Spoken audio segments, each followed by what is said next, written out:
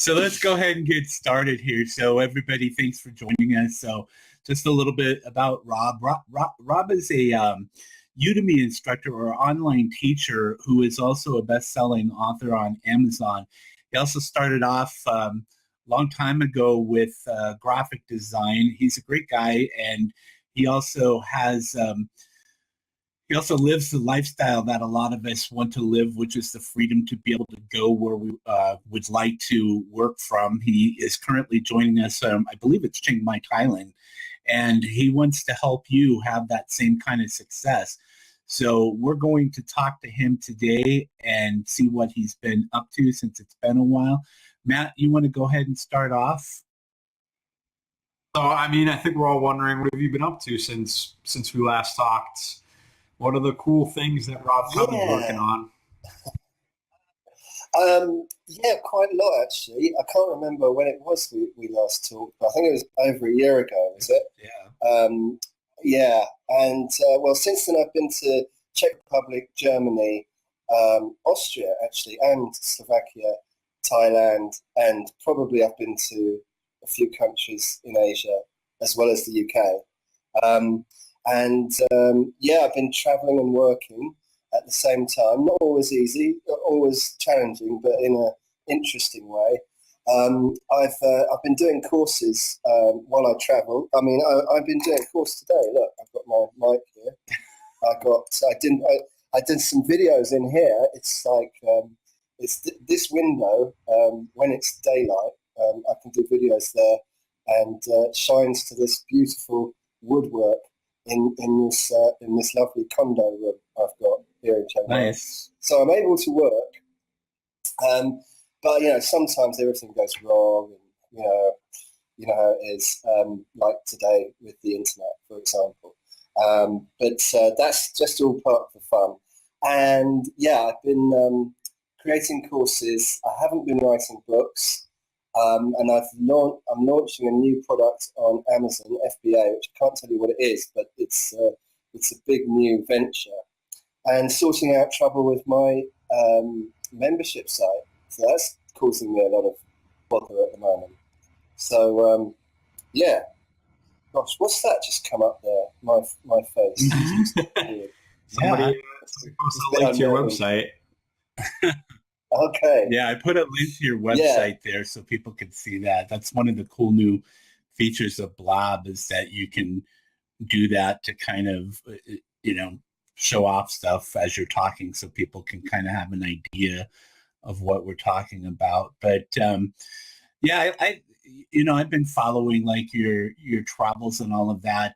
When you went to the Czech Republic, it's beautiful photos, and it's like I know that those are some of the places around the world. Like I think that's like got a really it's really affordable to live in a place like that as well as travel. But looks real nice in the summertime, not so much I guess in the wintertime, because I know that that's one of the reasons why you're in Chiang Mai, is because you're from London, and it's like, that I lived in the Seattle area, so I know what the weather is like, cold and dreary at times during the winter months. So I can see why you want to travel and live in places like Chiang Mai. Yeah, well, actually, this isn't a good month to be in Chiang Mai at all. It's like you're American, so you'll want Fahrenheit. So and I've got all the figures here. So it's 106 Fahrenheit. In Chiang Mai. It's also got a bit of pollution at the moment. I don't want to put anyone off, but you're probably better off being in the south of Europe at this time of year rather than in Southeast Asia. It's like the hottest month. And soon the rain's going to come, and that will bring the temperature down a little bit. And I'm going to go to Cambodia again very soon, because my visa is up in Thailand soon, so I've got to do that. It is fantastic that you can, and I think next year I'll do it better, go to different parts of the world at the correct time of the year instead of going to them at the wrong time of the year. Yeah. Now with the digital Nomad course, or? Yeah, well, I obviously need to take one instead of doing one myself. Yeah. I know what you mean, because it's like, for me, I don't like it during the summertime here in Idaho because it gets hot. It's not humid, but it gets very dusty, and then we get forest fires, and then it can get smoky. I like spring and I like fall. I would rather be on the coast during the summer months here, or in the Seattle area, but then it switches back to the rainy and all of that. And I know Matt, like, what was it, two winters ago in Boston, they had that unbelievable amount of snow. I don't think I would. I love snow, but I don't think I would want to be buried alive in snow for months on end. So the digital nomad lifestyle lets people, go wherever you want, as long as you have a reliable internet connection, right? Yeah, yeah. And case in point today, I haven't actually. I tell you what, I'm doing it. I'm doing it through my mobile. That's what I'm doing. Oh, cool. So you got little tricks like that will be coming in my forthcoming digital nomad. Yeah, it's course. A good quality picture too, actually. Gosh, I mean, that's amazing, because you look great and I look bad from where I'm sitting. Yeah, I shaved. So. Yeah, I noticed that. The video's coming in good though, because your face moves like normal, and mine kind of, if I move my face, it lags a little bit. Okay, yeah, well, no, you're looking good as well, Matt. Don't. Yeah, we're coming in live from that kitchen there. We're gonna have we're gonna do the Cooking with Matt show, which I won't say anything, but he's got some cool stuff that he's done with some cooking stuff. So hey, I mean, you've been doing this stuff for quite a while with the online courses and combining it with your books. Where do you think that you stand out more than others? What advice can you bring to others out there looking for the success that you've had? Yeah, good question. I remember that from our little document earlier. I said at the time, I don't do a course. I wouldn't ever do a course on something that I didn't know how to do, and even if I knew how to do it, I would like to do a course on something I'd done for a while, and also that I'd made money doing it. So I'd only started writing about WordPress after I'd been using it for 2 or 3 years, and started creating websites in WordPress. And then I felt I had the confidence to create content around WordPress. And I think people make the mistake of trying to think of a course that's popular and then doing that, instead of thinking what they're good at and then doing creating content around that. And also, I'd be very specific. I'd go into what you are specifically good at, because everyone's got their little kinks. I don't know if that's the right word to use, but everyone's got their own little idiosyncrasies and what they're good at. I might be very good at putting text on an image. It's not a very sexy subject, but it's something that I would teach very well if anyone was interested in it. So I think that's a good idea. Just do what you're really good at and be very specific at it and enjoy it. Yeah, I think that those are good points. Thanks, Dennis. Thanks, Rob. So going about creating the courses they're really good at, how do you go about actually creating them so that they can generate income on your website? Well, that's the question, Matt. It's going to take me sort of 2 hours to answer. It's something that I've spent a lot of time on. You need an audience for starters, and a really good piece of advice is, everyone listening has probably heard this before. Just collect email addresses is just the most important thing. But to do that, you need to create consistent content within some sort of niche that people will get interested in, and then they'll think, oh, well, this guy seems to know what he's talking about. He can help me with this, and then they'll sign up to your list because of that. And if you've got that, then you really can't go wrong. I think that is definitely the the best thing, because whenever I send an email out asking people to buy something, they will buy it, and that's just, and I've been doing that for years now, and it's just it keeps on happening. So it's good advice to start the email list as soon as possible and keep it live, keep emailing them. It's very important. Yeah. So what are you using for your email list? Are you using MailChimp? I just moved to Active Campaign. That's something that another thing that's going wrong at the moment. I'm getting loads of spam bot submissions on my Active Campaign form, but they've just been very nice, and they said that I won't have to pay for them because they don't exist. They're not real people, so you don't have to pay for them. So thank you, Active Campaign, after I was saying some really terrible things about them in a forum earlier. So I've moved to Active Campaign, and we'll see. I'm just getting to grips with it. I don't know the first thing about it at the moment. It doesn't really matter. I use MailChimp and Aweber and iContact and a few others. I wouldn't get too worried about the tool. Everyone gets really worried about tools and funnels and strategy, whereas it's most important is just to get the email addresses and keep emailing them, and that's nothing clever. It's nothing new sexy software that will do this for you. It's just old-fashioned emailing.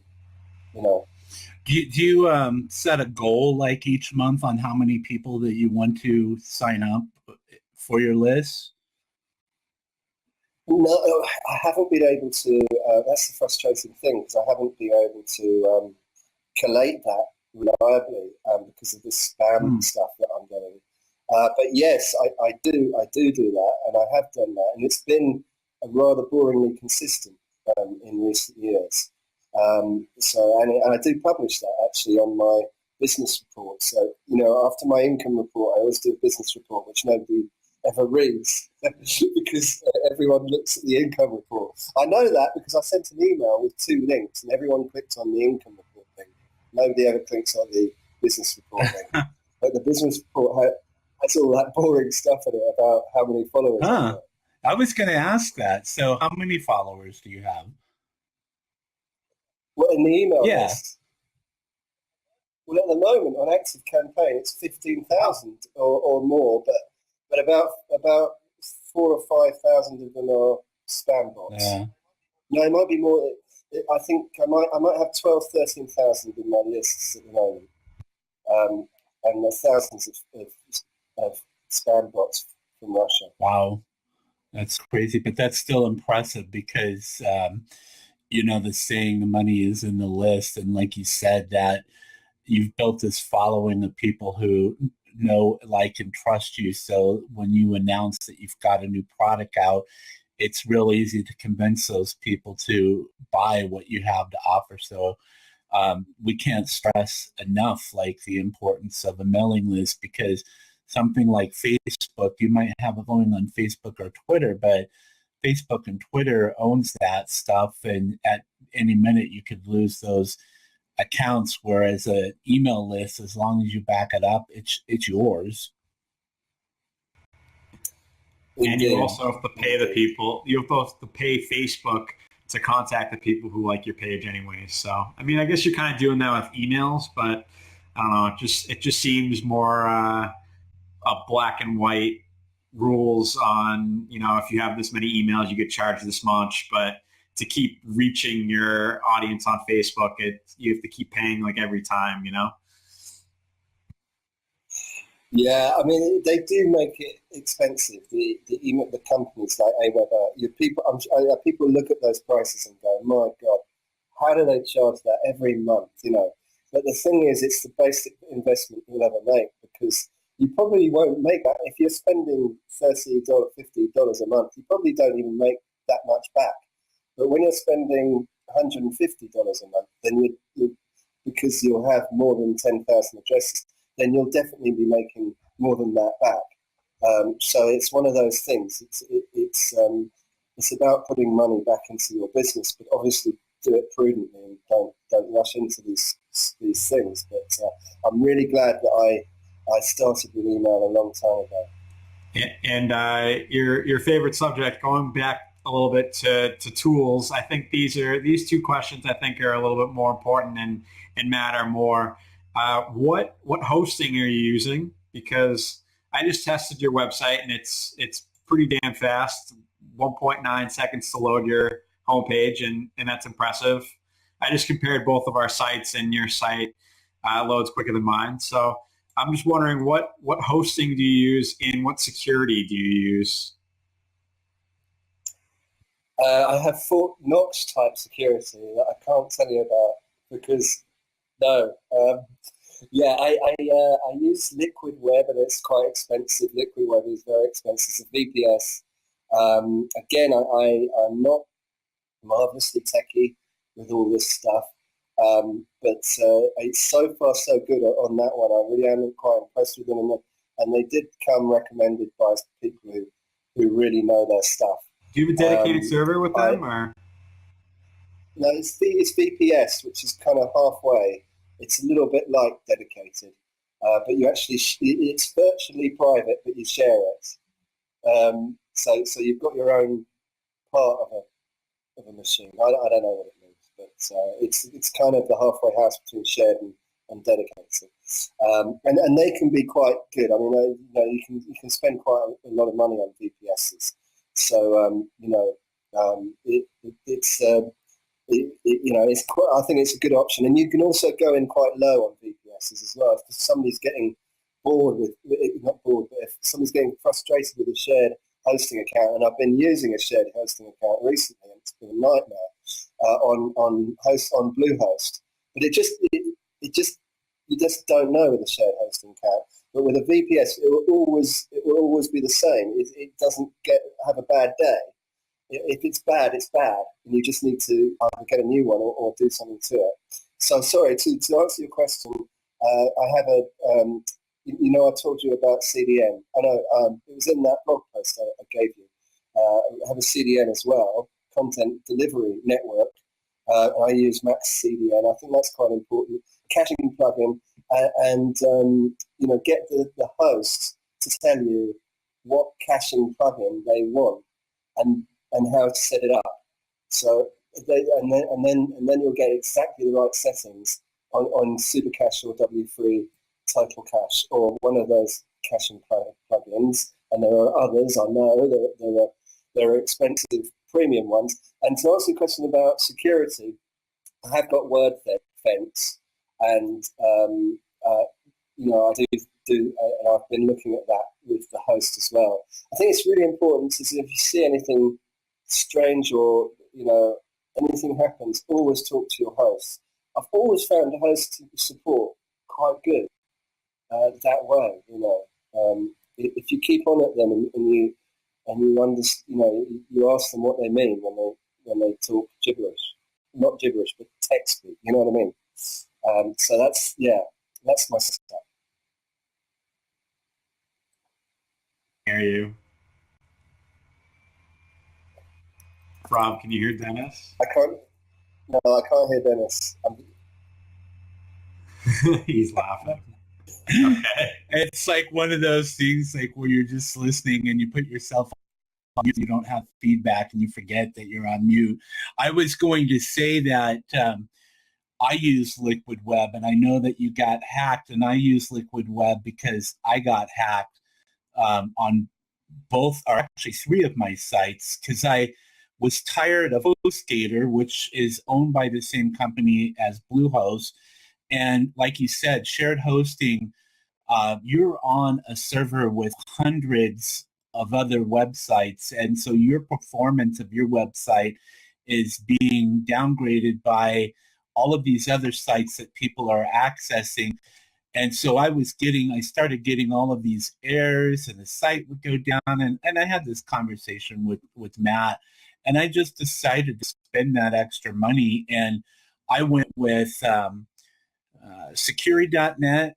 So if I got hacked, they would clean out the malware off the website.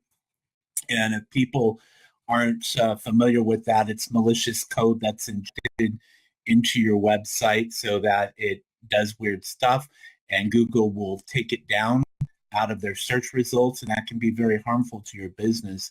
So Rob made the right decision, because we're going to talk about in a moment about his membership site, and you want to make sure that you're protected. These are just investments that you have to make. You can get like a $4.95 a month hosting plan if you're just starting off or whatever. But if you're making money off of your website and you're serious about business, the thing that I like, Rob, about Liquid Web the most is that you don't hold for support. You get somebody via chat or on the phone within a matter of just a few minutes. You don't wait that long. To be honest with you, Dennis, I didn't know that. I always do email. I just find it easier. But that's interesting. Yeah, I think they're a good company. They have a good reputation. But I mean, the thing with hosts, they're all quite good, but they're all much for muchness. But you need to get the right package and learn how to deal with them. I think that's important as well. Yeah, because I have the VPS too, and since then, I'm not sure like what the load time is. Mine might be a little bit different because it uses a lot more images on the homepage, but it has loaded faster than the previous version. And I think, Matt, you had mentioned that you had said that it had loaded faster. Somebody else did. I don't know. But yeah, so... yeah, I did. Yeah. I mean, you have too many images and things on your website, but that's another... It's loading. It has to load too much data, so it's big and large, and so I don't know. But it loads faster. Yeah. So it's anyway, down from 7 seconds. Yeah, it was up there. I know, even though 7 seconds, like 1, 2, I guess 7 seconds can be a while. It just doesn't seem that long. So, hey, so speaking about websites, your membership site earned you something like $9,000 last year. Can you speak a little bit about like what you were doing? Just let other people know what a membership site is and how they can use that to make money. It doesn't necessarily have to be courses. Yeah, it's a membership site is the most difficult thing I've done online. Definitely, hands down. Maybe I just had some bad luck with it. I don't know. I did everything wrong. Everything wrong you could possibly do. I did it. And I'm still paying to this day. I'm paying for the mistakes that I made. But don't let me put you off. I did it in the wrong way. But as long as you do it simply, so what a membership site is it protects certain areas of a website. And those areas can only be accessed by people if they want to sign in with their email address for free, or they want to pay money. And so it's good for delivering video, for example, in video courses. It's also good for getting email addresses, which we were talking about earlier. So what I did wrong, it's probably a good place to start. What I did wrong is I tried to create Udemy on my own site. Don't do that. That's a really stupid, dumb idea. Okay? Try and make it as simple as possible. You want this stuff? I'll give you this stuff if you give me this money, and then just do that. If somebody told me that 2 years ago, that would have saved me just acres of pain, and a lot of money. I tried to put a learning management system in there. I tried to do 6 courses straight off the bat. So stupid. But there we go. We all make mistakes. I also used 3 different membership site plugins. But that's another story. Not have to pay monthly using Teachable or Thinkific and... Yeah, I didn't do that. I didn't go that route, and that was probably another bad idea of mine. You have to pay for the software up front, right? You don't have to pay monthly, right? Yeah, no, you do have to pay. With all these, it depends on the membership site plugin that you're using. But the one I'm using at the moment they're all different, and also there's varying levels of, you can pay up front, okay, one time, and you've got it for life. But then you might not get the support later on in the later coming years. They'll tap you for more money. And a lot of them will do that. And it depends on the model. I think Wishlist member is probably the cheapest. There's so many of them, and they're all so different, and they've all got different pricing models as well. Member Mouse is monthly and quite expensive. DAP is quite expensive, but it's not monthly. But I've just got, I think I just paid $400 for the next 5 years of it. But yeah, it's things like that. It's a minefield. It really is. But if you keep it simple, and and focus on the content, then that's the best advice I could give people, because I've spent a lot of time and a lot of money creating that site.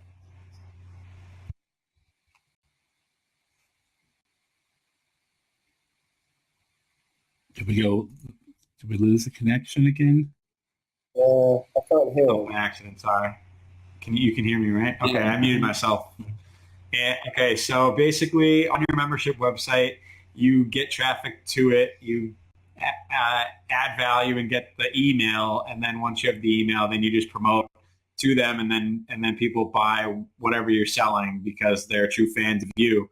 I guess then my question would be, how do you drive traffic to robcubbon.com? Yeah, well, that's organic has been the best one over the years. So I've created a lot of content. I might have 400 blog posts or something like that on robcubbon.com. And I'm always trying to come up with the title, the great SEO titles of the world that's going to sort of do really well and get loads of people in. But yeah, so it's a really mixture of everything. So there's some social and some linking that goes on, and that's it. So it's really only, I haven't ever done paid traffic.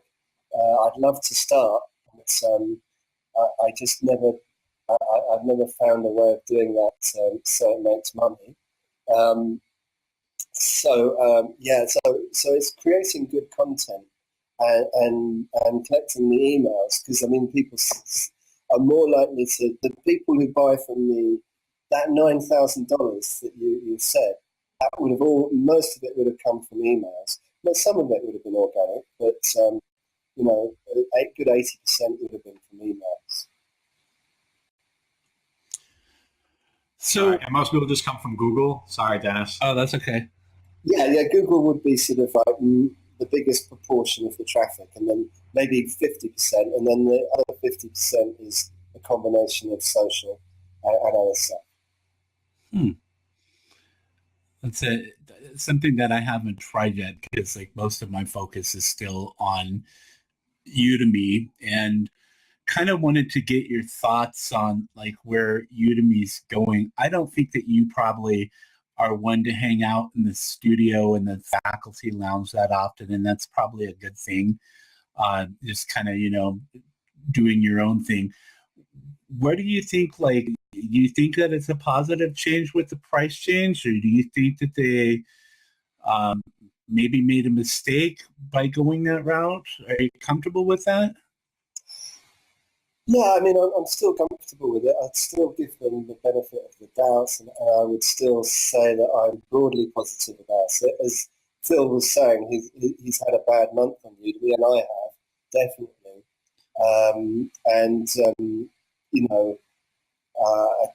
If it's going to work, maybe it's going to take a month or so before people realise about it, and they're still growing.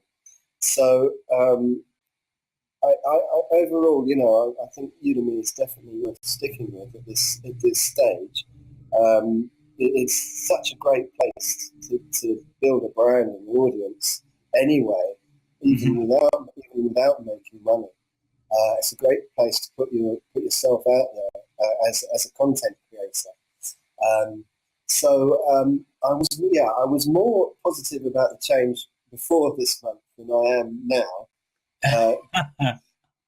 But I'm going to say that I'm still positive about it, and we'll wait and see. Yeah, you made like I think I saw you made $50,000 on Udemy last year. So maybe talk about that. And uh, are you seeing like when you look at your numbers, do you look at like I work retail, so we would always look at what we call comp numbers comparable to last year. Do you ever look at that?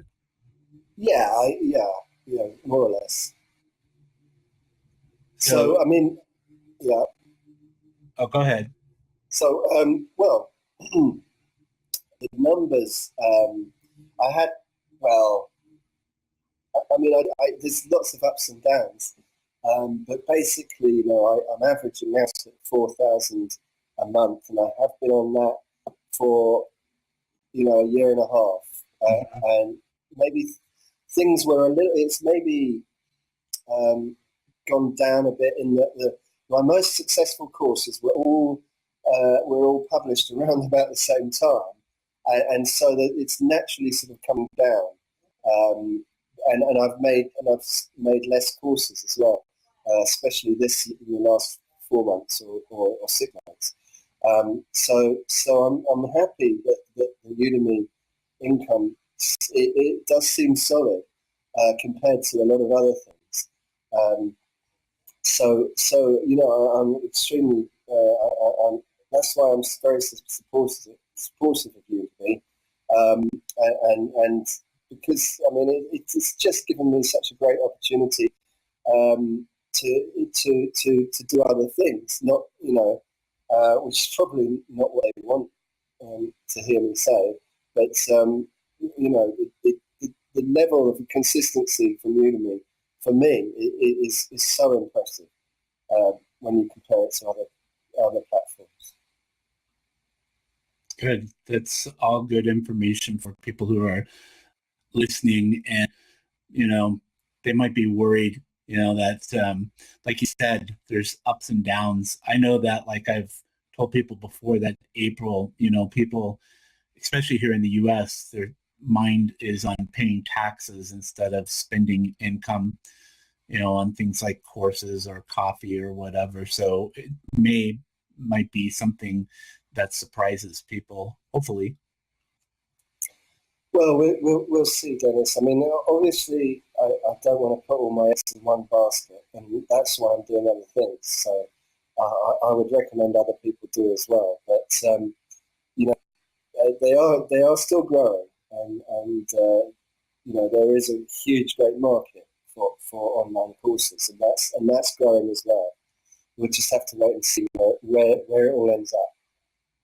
Yeah, true. And Rob, how did you? What are like two things that you think are most important reasons why you were able to make $50,000 last year on Udemy? Because like I made 35 on Udemy last year, so I'd like to get a little bump up to 50. Well, that's good, Matt. 35 grand that you wouldn't have had otherwise. It's more or less passive. Is not too bad. I don't think, not too shabby. I think the reason I've done well on Udemy, I got in there early, so I was on Udemy at the beginning of 2013, and um, I had an audience already. I had a YouTube channel already, and I've been creating video already, so it wasn't the first video I'd ever done. I'd already done 100 videos before I started to do Udemy courses or more. So I think those are the reasons that I did well on Udemy, and that's why I'm looking at other platforms, because I think it was great to be one of the quite early on Udemy. I think people coming on now are probably quite early as well, but that's a really good start, early first mover advantage, and having the audience as well. Sorry, Dennis, do you want to ask the next question? Well, yeah, but I see somebody had a question here over in the chat. So why don't we go ahead and we'll discuss that, and then we'll go ahead and move on to the next question. So someone is asking, why do some experts say that Udemy does not compensate the instructors fairly? So I've been kind of thinking about that myself. But what are your thoughts on that? I don't know. What experts are they? What are they saying? And what are Yeah, because I haven't really heard that. I honestly think that their compensation is pretty fair because you and I both write books, and we know what Amazon compensates the writers for books. I've always thought that for myself that I've earned more income with Udemy than anything that I've ever done in the past. And like you said, it's such a good platform to get started. And Matt got his start, and now he's branching out to other things, including his website, skillhands.com, and then also, putting his courses out on places like Skillshare, and you've done the same too. So I think it's a great platform to start with. I don't know if it's necessarily like one that should just focus on Udemy. exactly? It's just a platform, just like anyone else, and they all got their different ways of doing things and commission structure. And I think the less time you spend bothering about that, the better, because at the end of the day, if it's not worth your while, then you're going to leave, and you don't really want to look at the percentages and worry about that. I just want to look at whether it's worth your while. Do you enjoy it? Is there the audience there, and can you? And are they interested in you? And are you making money there? That's all I ever think about. And to add my 2 cents, I think Udemy compensates me very fairly. I'm on 10 other different platforms, and Udemy pays me arguably the most out of any of those platforms. So if we're looking at what the market will pay for my content and how much royalties I get back, I think Udemy is above the curve for any other offering that's out there. Yeah, I think they're pretty. I think it's a pretty good deal, and if you don't like it as well, you can always try and get money to be a Udemy affiliate as well. Yeah, that works out well too. Yeah, I think like a lot of the frustration that I see in the studio in the faculty lounge is people automatically assume that they put a course on Udemy and that Udemy is going to promote their course for them without them doing anything. And that's not the case with anything out there, even with Amazon. You have to do a lot of that legwork yourself.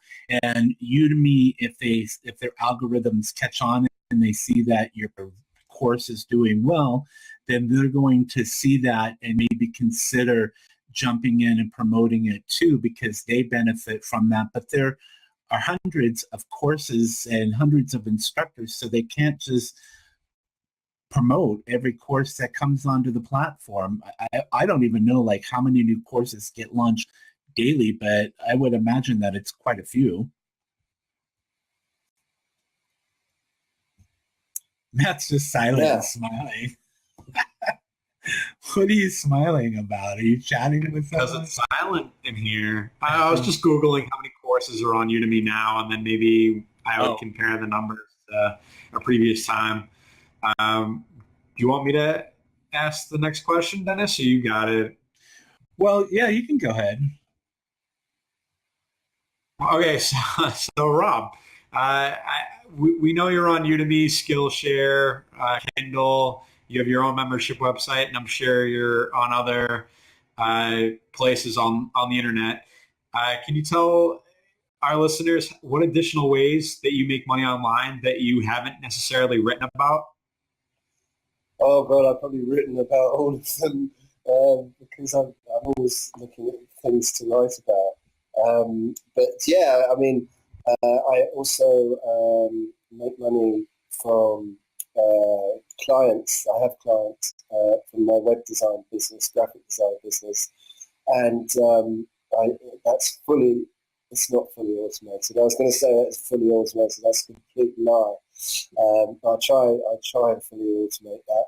And Yeah, I've got as I mentioned earlier, I've got a product on Amazon, which is I'm hopefully quietly confident about, and I'm on a lot of other platforms, and yeah, there's the sort of little things coming here and there. So if you're blogging and you've got an audience, you can make money as an affiliate, and I make a little bit of money, not much, but a little bit of money for stuff that I really, I really like. I use every day. So like Genesis, for example, or Wishlist Member, something that I've used and I've taught people how to use in videos on YouTube, really, and blog posts. So affiliate income is something that is a very good thing because it can run alongside your content creation.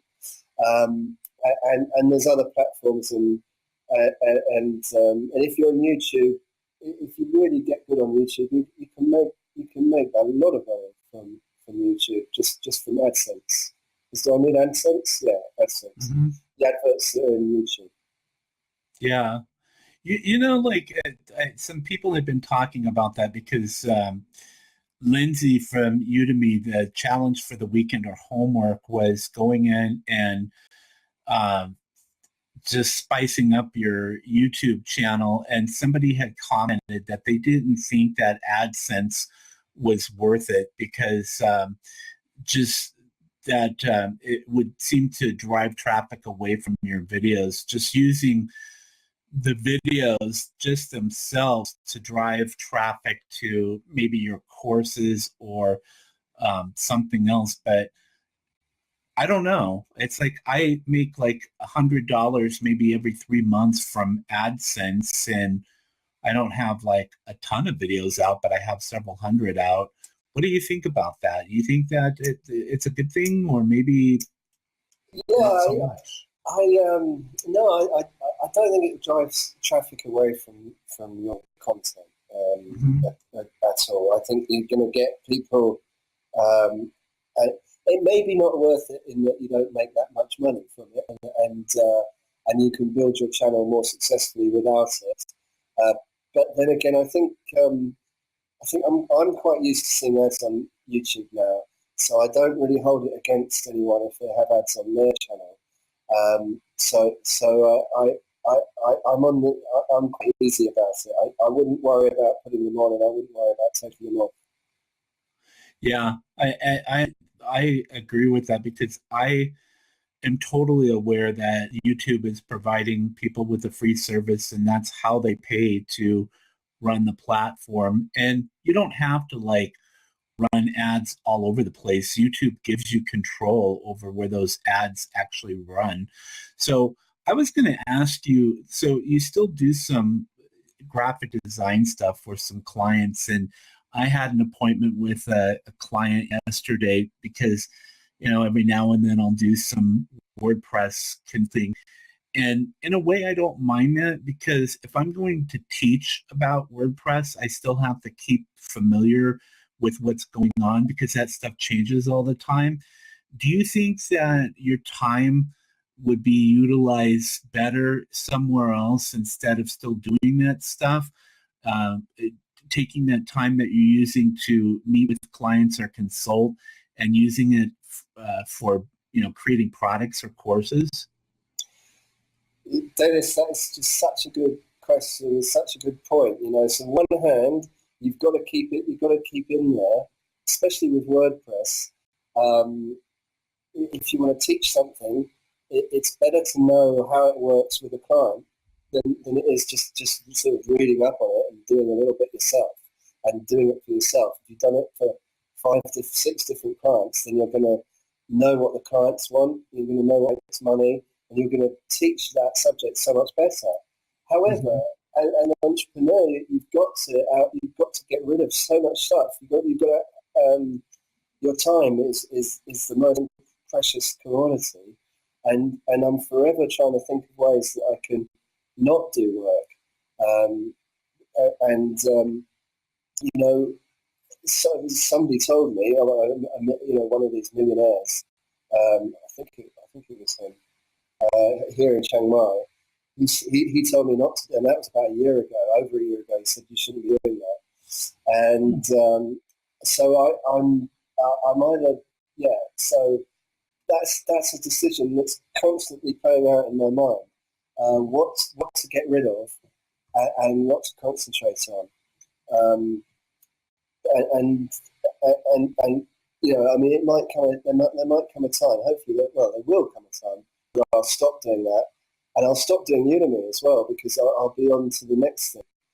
It's just knowing when. I've seen people jump too quick, and I've seen people hold themselves back. I've definitely held myself back because I haven't invested I haven't reinvested some of my profits, which I could have put into advertising and growing my audience. So, I've definitely made mistakes. I've definitely made mistakes in terms of too low,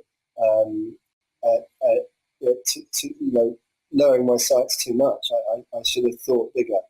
But that's a great question, Dennis, and that's just essential to entrepreneurship, I think. That's a tricky one that I obviously don't get right all the time. Yeah, because I sometimes like meeting with clients and just kind of challenging myself with their problems and being able to solve their problems to be able to help their business. That's good, Dennis. I'm sure that's a good thing. If it is challenging you and you enjoy it, then I'm sure it's a good thing. And I think enjoying it is really, I think that's two really important things as well: being challenged and enjoying the work, and trying to move on from there. But it's so interesting actually, that question, I think. It's something I'll come back to loads and loads of times in the future, I know, because there's so much I'm doing now that is, now compared to last year, I'm doing completely different work, and some of the courses I've done, they were done sort of 3 years ago, and I'm thinking at some stage I'm going to have to sort of make them private because they're just going to be irrelevant to my current experience. So It's so interesting the way things change, and it's just gonna speed up as your business grows as well. Yeah. Hey, I have one more question for you before Matt asks the next question. I was wondering, do you enjoy creating courses more, or do you enjoy writing books more? Oh God, no, I don't know. I don't think I enjoy. No, they've both got their good points. I don't know if I can choose, actually. Yeah. I'd love to. I don't know. I don't know. I like both of them because they're both creative. Yeah, they both have their challenges. Completely different media, but different challenges. So, thanks. I appreciate that. Matt, go ahead. Do you ever get worried that some, or probably not all, but some of your passive income streams drying up and your income drops significantly, where you're not necessarily making it enough money anymore to make a living? Yeah, it's a little bit, but more than that, I definitely want to. My plan is to increase the passive income that I have, because it's definitely not a good thing to have a level passive income that's plateaued out, because I just don't think that is conducive to good business. I think you should always be improving. Also, as a content creator, I want to give the people that read my blog, I want to give them new ideas to make money, or to improve their businesses, or to improve their lives. So that's why I'm going on into different areas, because it's more interesting, and it'll help more people if I discover some other way of making money. And so, for example, the opposite side to that coin is to say, oh, I'm going to make $1,000 every month on Udemy for the rest of my life. So I might as well just go to the beach. And I think that would be a mistake.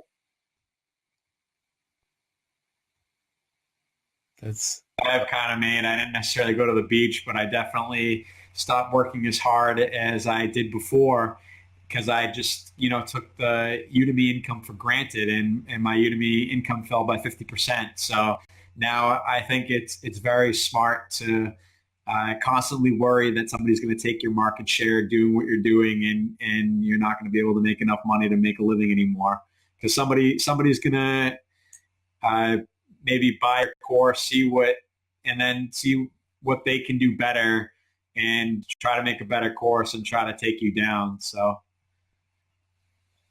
somebody's out there to take you down, Rob.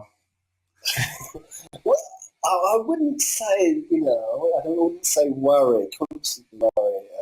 I'd like to remain slightly more positive than that. Yeah, but it can happen. And but for whatever reason, I think just the plateauing is not a good thing. So we're almost to the end of this show, and I was thinking about one of the things that I don't know if you were joking about it. We mentioned Thai food. We haven't even talked about Thai food. What are some of your favorite Thai food dishes? Because you know that I love Thai food, and we have, even here in Idaho, we have Thai food restaurants, but there would probably be no place better than Thailand to get authentic Thai food. So what would you recommend? Well, we've had this conversation, many times actually on Facebook, that is, and in northern Thailand, it's much more spicy than it is in Idaho. I should imagine. So we have khao soy here. That's very nice. Papaya salad, tom yam goong. I've heard of that. Yeah, that's the spicy, sour, sweet prawn soup. Yeah, sounds disgusting, but it's really nice. And I think spicy food is actually a little bit addictive. I think all the Thais are actually addicted to chili because they eat it until it hurts, and you can't. You say to in a restaurant, you say, not spicy, please, just not spicy. You say it in Thai, and a dish comes back and it's kind of medium spicy. So medium spicy to Thais is just like no taste at all, and to me it's like but I really love the hot food. I've just become just a little bit addicted to it, and so I go for the curries: red curry, green curry, Massaman curry, Penang curry, and the other ones I said earlier. I love Penang curry. Yeah, that one you can eat. Or Masiman beef curry. Yeah. Well, chicken, fish. Yeah, I like Patsiu too. What's that? You've been to Thailand, Dennis? I would like to go there. I haven't heard of half of these. Really? You should have Patsiu. I mean, of course, like the big Thai food dish in America would be pad Thai, which is just a traditional noodle dish. But I like it because Rob had talked about that. Like, you just don't eat that stuff over there. You eat some of these other dishes that he's talked about. And I like swimming rama, which is, like broccoli steamed rice with peanut sauce over the top of it, and making me hungry for Thai food again. And there's a new food truck actually just down the road that actually serves Thai food, and I went to go try it the other day, but they only took cash, and I was like, I don't carry cash on me, so I didn't get to try it. So Matt, you want to wrap it up there with some of our last questions? So Rob, what advice do you have for our listeners that are thinking about leaving their 9-to-5 jobs for the lifestyle of somebody like you, a digital nomad who makes money online, gets to travel wherever the hell that they want to go? If you have a visa, what advice do you have to them? Yeah, it's a good question, right? Well, so the first thing is just like be sensible with your money, because it took me a while. It took us all a while to get away from the work, and it's not all about traveling. Because I mean, I left work and I was living in a semi-detached house in North London, and I had a very sort of boring life. But that I was working from home, and so you can do. It doesn't matter where. It doesn't. The digital nomad thing isn't actually that important. The important thing is just to get money from doing work at home or doing work away from your job, and then you also, another important thing is to keep a handle on your expenses. Don't go out and eat a lot of authentic Thai stir-fry noodles, patsiu, if it's expensive. So cancel your cable subscription. Have a look. Maybe you don't need a car, and then don't borrow money. Just don't borrow money. Pay off all your debts, and then it's amazing how little money you need. And then if you can support yourself in the business, then the only thing you need in business is time. So if you got time to make some really stupid mistakes, like I have, then sooner or later you'll become a success.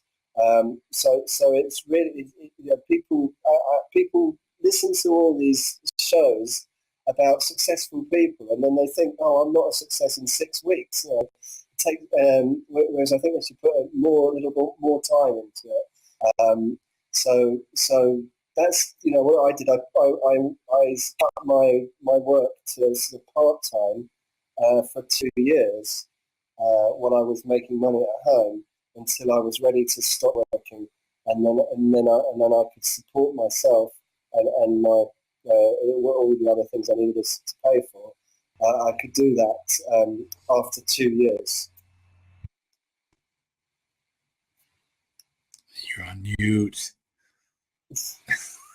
Having patience in business and having discipline as well is probably two of the most important skills that you can have.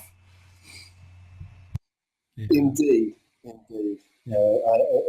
Patience is the thing, because I think people get bored of what they're doing and then they move on to another thing. Whereas if you stick at one thing, sooner or later you're going to see success, and then you'll be able to put that into pivot into something else.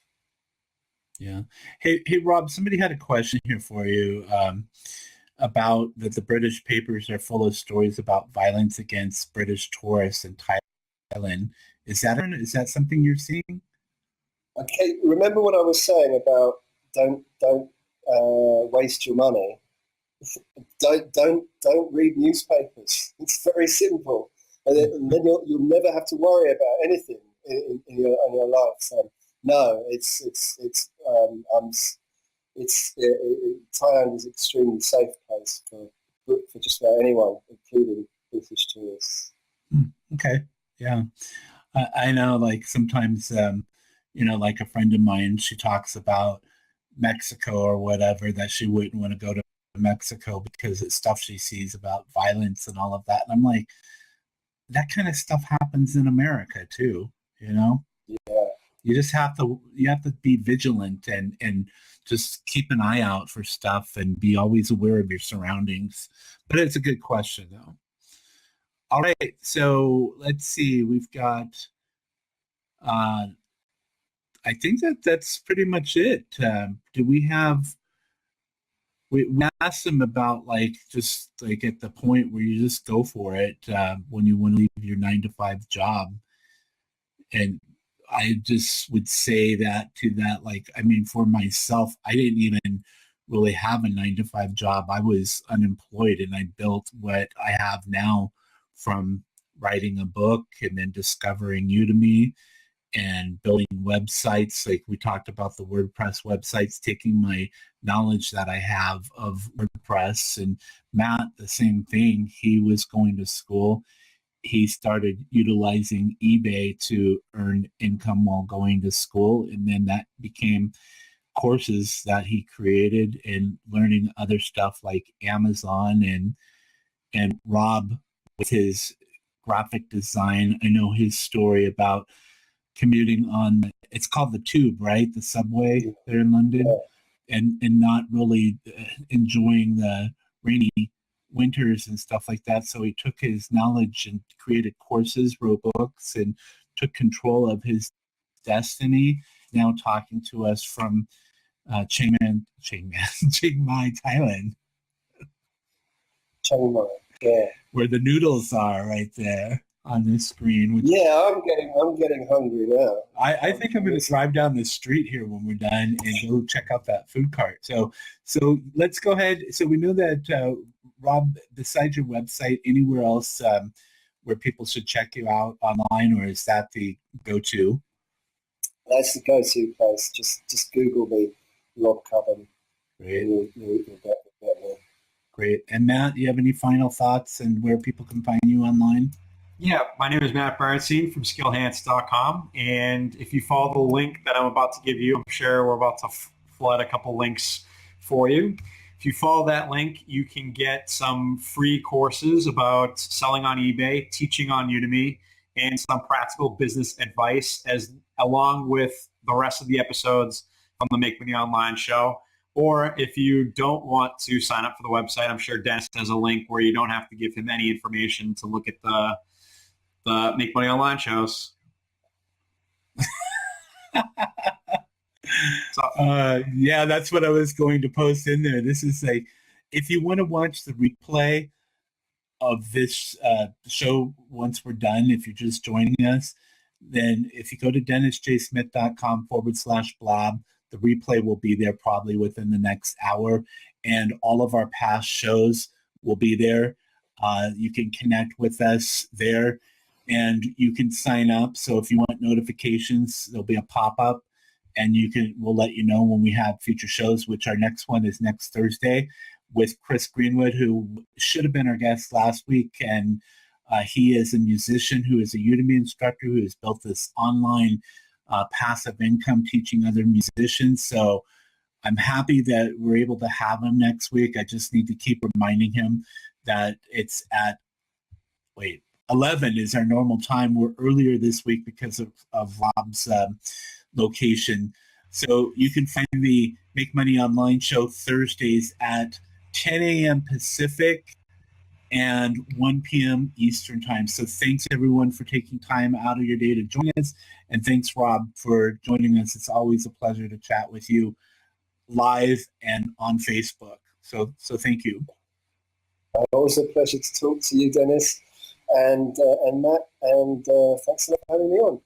Thanks, Rob. It's always a great time having you on, and I enjoyed the hour and 15 minutes that we had, or I guess an hour. But have a good night. Yeah, I was late. I remember. Yeah. All right. Goodbye, everybody. Have a great day, great evening, wherever you're at. Take care. Cheers, bye now. guys.